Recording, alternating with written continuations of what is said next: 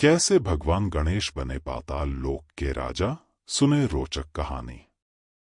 भगवान गणेश का जन्म माता पार्वती के उपटन से हुआ और भगवान शिव द्वारा उन्हें गज का सिर लगाया गया, जिससे उन्हें यह रूप मिला।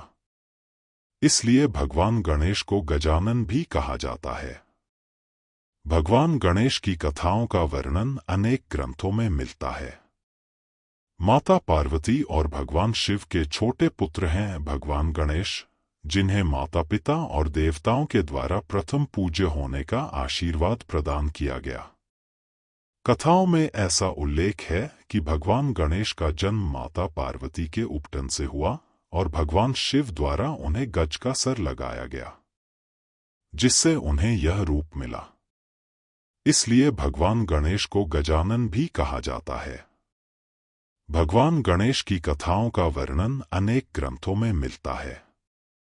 गणेश से जुड़ी कई ऐसी कथाएं हैं जो कृष्ण लीलाओं से भी मिलती जुलती हैं। इन सभी लीलाओं का वर्णन मुद्गल पुराण, गणेश पुराण और शिव पुराण में मिलता है। तो आज हम आपको भगवान गणेश से जुड़ी कुछ ऐसी ही रोचक कथाओं के बारे में बताने जा रहे हैं। पाताल लोक के राजा गणेश।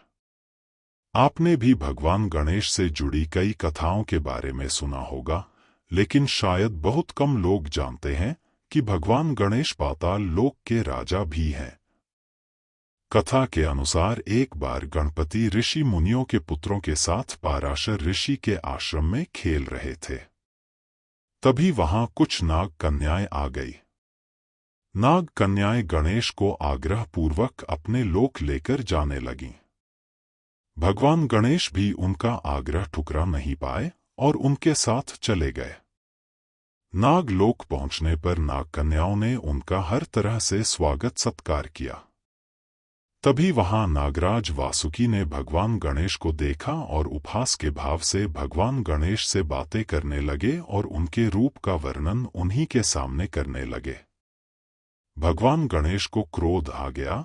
उन्होंने वासुकी के फन पर पैर रख दिया और उनके मुकुट को भी स्वयं पहन लिया। वासुकी की दुर्दशा देखकर उनके बड़े भाई शेषनाग भी वहां आ गए। उन्होंने हुंकार भरते हुए कहा, किसने मेरे भाई के साथ इस तरह का व्यवहार किया है। जब भगवान गणेश शेषनाग के सामने आए तो वे उन्हें पहचान गए और उनका अभिवादन करने लगे और उन्हें नागलोक यानी पाताल का राजा घोषित कर दिया। एकदंत कैसे हो गए भगवान गणेश? भगवान गणेश को हम सभी एकदंत के नाम से भी जानते हैं। इसके पीछे पुराणों में एक कथा मिलती है, जिसके अनुसार भगवान विष्णु के अवतार और भगवान शिव के परम भक्त और शिष्य परशुराम, जिन्होंने 17 बार क्षत्रियों को धरती से समाप्त कर दिया था, भगवान शिव और माता पार्वती के दर्शन के लिए कैलाश पर्वत पर आए। उस समय भगवान शिव ध्यान में मग्न थे और पहरे पर स्वयं भगवान गणेश बैठे हुए थे। भगवान गणेश ने परशुराम को दर्शन करने से रोक दिया। इससे परशुराम को बहुत क्रोध आया और उन्होंने भगवान गणेश को धक्का दे दिया। नीचे गिरते ही भगवान गणेश को भी क्रोध आ गया। परशुराम ब्राह्मण थे तो गणेश ने उन पर प्रहार करना उचित नहीं समझा।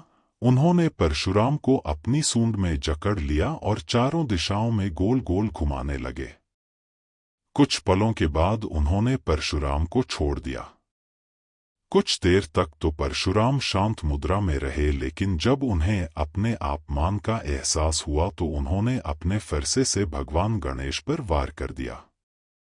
वह फरसा भगवान शिव का दिया हुआ था, तो गणेश उनके वार को खली जाने नहीं देना चाहते थे। यह सोचकर उन्होंने फरसे के उस वार को अपने एक दांत पर झेल लिया। फरसा लगते ही भगवान गणेश का दांत टूटकर गिर गया। इस कोलाहल को सुनकर भगवान शिव ध्यान मुद्रा से जाग गए और उन्होंने दोनों को शांत करवाया।